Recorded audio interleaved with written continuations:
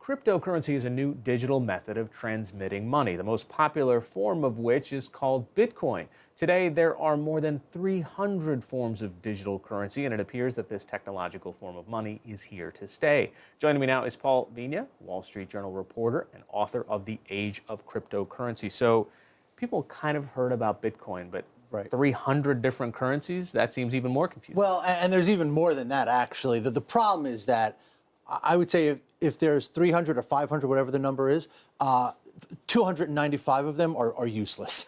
And I don't mean that, no offense, other altcoins, but most of them are never going to achieve any kind of critical mass. Bitcoin is far and away the largest, then you have a couple of others, and you really will probably end up having a world of maybe a handful, maybe only one, but you will have a couple of different digital currencies. Most of them are never going to, like I said, they're never going to really achieve anything. They're kind of almost like vanity projects. And so just to clarify for our audience, this isn't just the sort of Apple Pay or the Samsung Pay. I mean, there's an underlying technological difference here. We're not talking about a new way to use your credit card. We're talking about not using credit cards at all. This is a completely different system. I mean, Apple Pay, which I haven't used it myself, but everything I hear, it's a very good system. Even something like M-Pesa down in Kenya, credit cards, any of these mobile payments, they are basically electronic products built on top of the old financial system. Whereas Bitcoin is a complete break from that. It is its own system. It is literally software. It's literally a protocol. Allows two people, you and I say, to send value between each other. It runs on computers.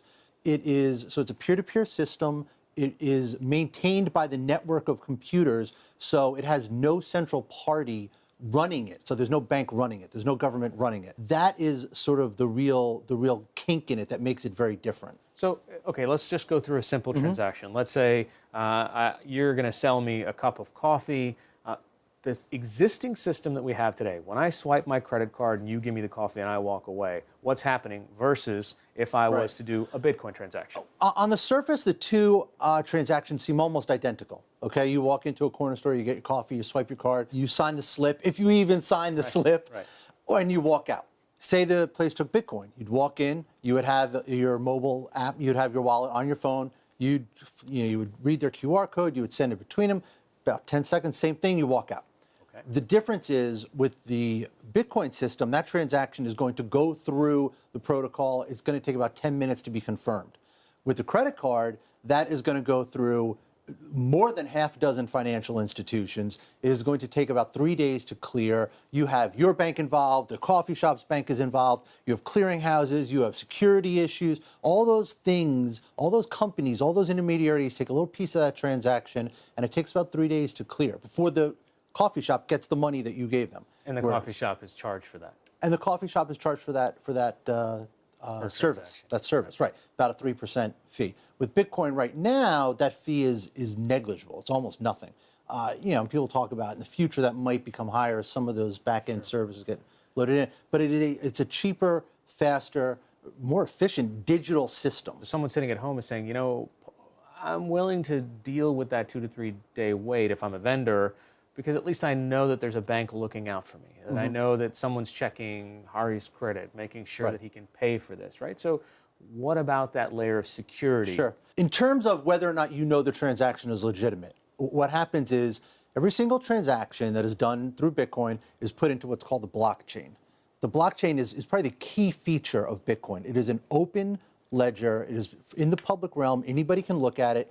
Every single transaction is recorded in this open ledger so that everybody can see that this amount of Bitcoin were sent from this wallet to this wallet, so that there is no counterfeiting, there's no double spending, so that you know the transaction is legitimate. Has to be confirmed, and once it's in there, it is in there. Those Bitcoin cannot be spent by the same person again. You can do another transaction, obviously. Right. But do they know that I bought a cup of coffee from you? They know that your wallet spent the money. They don't know who you are. Your account is encrypted. Your identity is protected. Right. That's, in a world where identity theft is a big issue, that's something that is obviously advantageous. Your identity is protected, it is encrypted, but the transaction is in the public realm. Now, that might be one of the reasons that this is also the currency of choice for people buying things that they shouldn't be buying in the dark web, whether it's drugs, et cetera, like, right? much like physical cash is the currency of choice for people buying things that they don't want to buy. Yes, the anonymity is an attractive feature, but it is not blanket anonymity. So where is the government in dealing with this reality that exists today? Not just about regulating Bitcoin now, but going forward in the future. Are there things that existing transaction systems, existing governments, treasury departments can learn from some of the advantages that you're pointing out about these cryptocurrencies? They're all trying to learn about it. At every level of government, you see that the regulators are very, very interested in this. They are taking it seriously. We're going to go down to D.C. There are groups down there that are very interested that want to talk about it. The regulators are keenly, keenly aware of it. Up here in New York, you have Ben Lawsky, who is runs the Department of Financial Services. They're coming up with a BIT license. They want to regulate. They want any Bitcoin business in New York to have a license. So regulators everywhere, to different degrees, there are different points of it, but they are all interested in it. They want to know about it. They want to bring it in from the wild, if you want to put it that way, because there is an actual advantage to this. This is a very clean, efficient system. It's what we say, it is digital money for a digital age. And I think once people glean that, it becomes a very sort of clean thing. Oh yes, of course, it makes sense. I mean, you're going to see Apple Pay take off. People are going to say, oh yes, this makes sense. It is an easier way to do what I'm already doing, which is running half my life online. So you are going to see regulators get interested. You're going to see Wall Street get interested. I think that's actually one of the biggest changes is in Wall Street's attitude towards this over the last year or so. Very dismissive in the beginning. You are now seeing more and more institutions take a very active interest in this, because ultimately this is just a transaction system, and it's a faster, cheaper, more efficient one, and people are going to realize that, and they're going to figure out ways to harness it. All right, Paul Vigna from the Wall Street Journal. Thanks so much. Yeah, happy to be here, Harry.